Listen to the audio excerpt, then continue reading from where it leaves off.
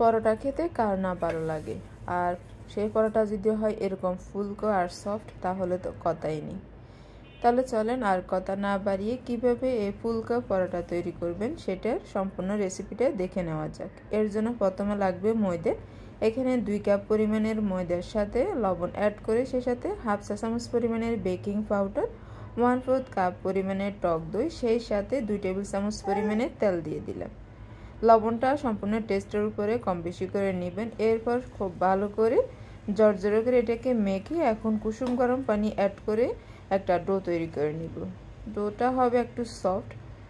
অল্প অল্প পরিমাণের পানি দিয়ে এটাকে তৈরি করে নিয়ে নেওয়ার পর এখন এর মধ্যে আবারও 2 টেবিল চামচ পরিমাণের তেল দিয়ে মেখে নিচ্ছি। খুব ভালো করে মেখে নিয়ে নেওয়ার পর ছোট ছোট আকারে ভাগ করে নিতে হবে, যে আকারে আপনি পরোটাটা তৈরি করবেন। ভাগ করে নিয়ে নেওয়ার পর এখন এগুলোকে গোল করে একটা বলের শেপ দিয়ে দিব। এতে কিন্তু আর পরোটা বেলার সময় এক্সট্রা কোনো ঝামেলাই করতে হবে না। সবগুলো একইভাবে করে নিতে হবে। খেয়াল করলে বুঝতে পারবেন ঠিক কী পরিমাণ প্রসেসিং করে এটা আমি বল আকার তৈরি করে নিলাম। সবগুলো একইভাবে করে নিয়ে নেওয়ার পর এখন এগুলোকে বেলে নিয়ে নেওয়ার পালা। প্রথমে এটাকে কোনো কিছু দেওয়া ছাড়াই এভাবে একটু বেলে নেবেন। এরপর অল্প পরিমাণের ময়দা দিয়ে এটাকে আবারও বেলে নিতে হবে। তবে ময়দার পরিমাণটা যতটা সম্ভব একেবারে কম দিতে চেষ্টা করবেন। এখন এটাকে যতটুকু সম্ভব একটু ঘুরিয়ে গোল করে তৈরি করে নিতে হবে। চুলে একটা তাওয়া বসিয়ে এটাকে প্রথমে মিডিয়াম আঁচে গরম করে এখন 30 সেকেন্ড করে প্রতিটা পাশ এটাকে আমি একটু সেকে নিলাম। সেমভাবে সবগুলো পরোটা সেকে নিতে হবে।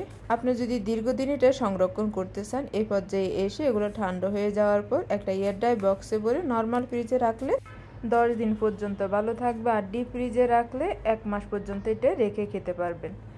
তাওয়ার মধ্যে পরিমাণ মতো তেল দিয়ে এখন পরোটাগুলোকে সেকে নিব, আর মিডিয়াম আছে এটাকে অবশ্যই সেকে নিতে হবে। খেয়াল করলে বুঝতে পারবেন এটা কি পরিমাণ ফুলকো হলো। এই জন্য আমি প্রথমে বলছিলাম এটা হচ্ছে লুচি পরোটা, একেবারে লুচির মতন কিন্তু ফুলের ডাবল।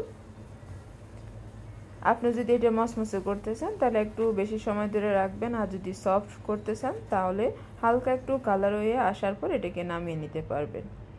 একইভাবে সবগুলো পরোটা সেকে নিতে হবে। চুলার আঁচটাকে অবশ্যই বেশি বাড়িয়ে দেওয়া যাবে না, আবার একেবারে কমিয়ে দিবেন না, মাঝারি আঁচে রাখলে হবে। উল্টিয়ে পাল্টিয়ে একই প্রসেসে সবগুলো পরোটা আপনাকে ভেজে নিতে হবে।